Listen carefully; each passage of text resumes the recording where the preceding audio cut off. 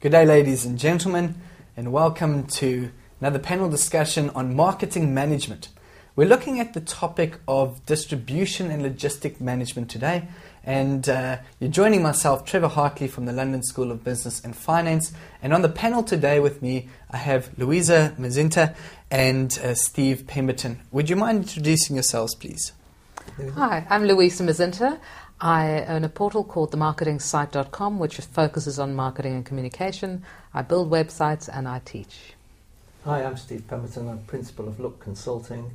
My background is in sales and marketing, with 22 years in business-to-business chemical services, and the last 10 years in retail branding for own label retail. Thank you very much, ladies and gentlemen. Today we're going to be looking at the very interesting case study around Waitrose and Okada. And what we're going to be exploring is the whole concept of, is the internet really the future of distribution? So Louisa, perhaps I could jump off with you, giving us your thoughts on that statement. Internet, future of distribution, yes, no? I think absolutely yes. I think no matter what business you're in, if you don't have a web presence, if you aren't using the internet as a channel either to communicate and or sell with your customers or sell your products and services, you are going to be out of business pretty soon. The web is just, access to the web is growing across the world, both in developed and developing markets. They say we'll have 2 billion people online within the next couple of months. And you just have to be there. So that's a resounding yes. Steve, if I had to ask you the same question, what would your response be? An apologetic yes, I think. Perhaps not with the passion that Louisa has for it. I think she's right. I think you do need a presence to promote, market and sell your product. But you can't deliver a tin of beans through the web, or certainly not with today's technology. I think that it will not replace retailing. I think it's a supplement to, and I think it's an important supplement to, but it has to be kept in proportion. I think you need both channels to support your customers and to access your markets and to develop your brand, but not in isolation of looking at your core as well. So what I'm hearing is there is a risk with people, organizations thinking that the internet is totally going to take over distribution channels. While it is incredibly important, it would seem that there needs to be a balance of traditional distribution channels with internet-based distribution channels. Am I reading that correctly? Depends on the type of business you have. You look at a company like Amazon.com, which has done incredibly well in the retail market using the internet as their core channel. In fact, you can't walk into an Amazon store. You have to deal with them online, and they've developed incredibly sophisticated technology to replicate the feeling of being in a physical retail store, recognizing their customer behavior, their wants and needs, and promoting and delivering products and services to them that meet those needs.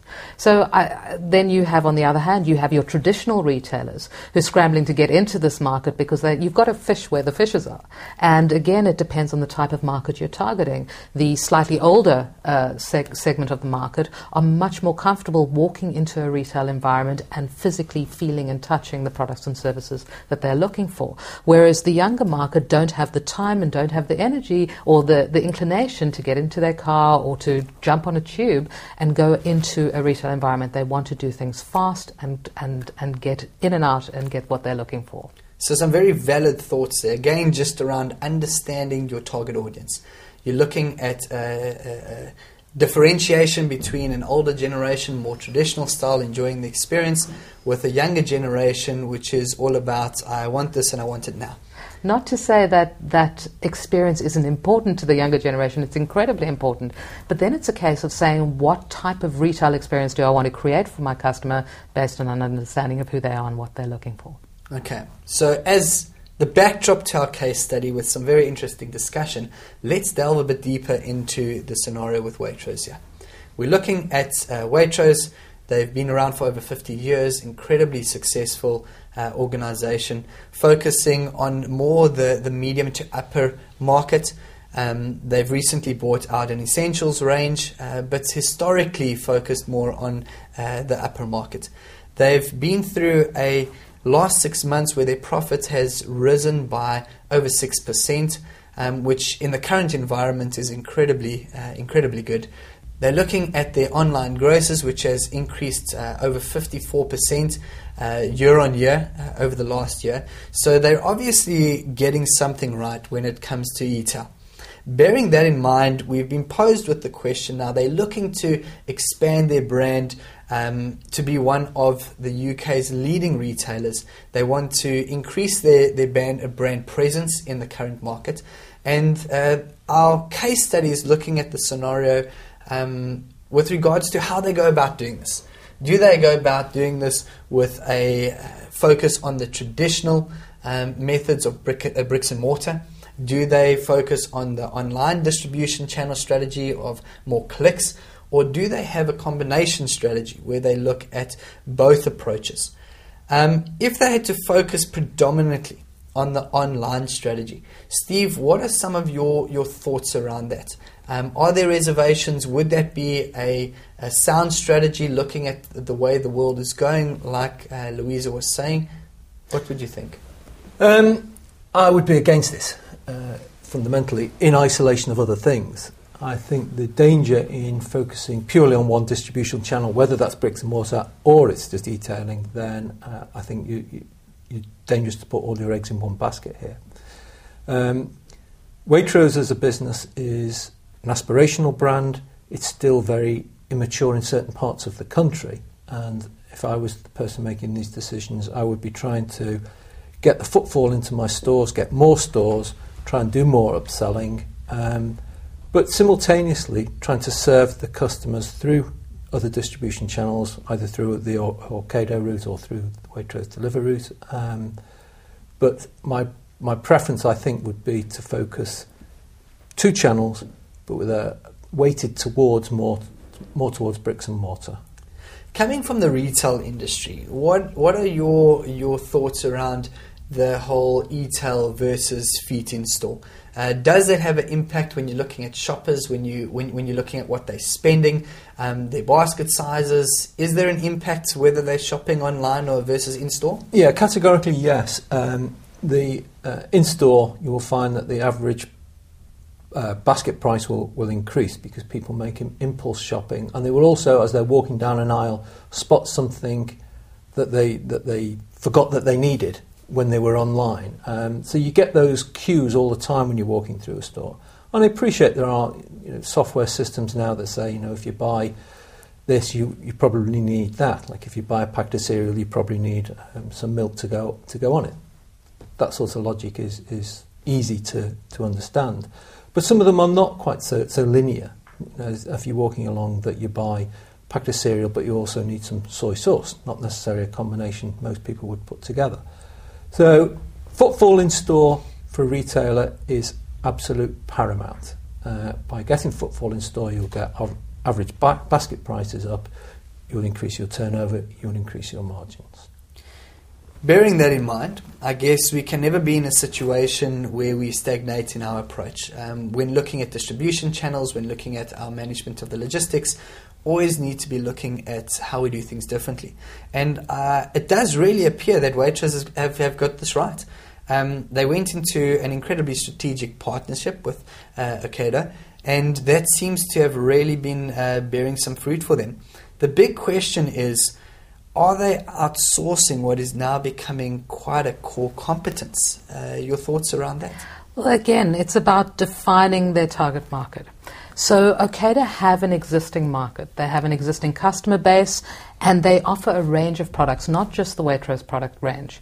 So there's certain customers who want to use Ocado to access both their Waitrose products and to access all the other ones that are normally in their shopping basket.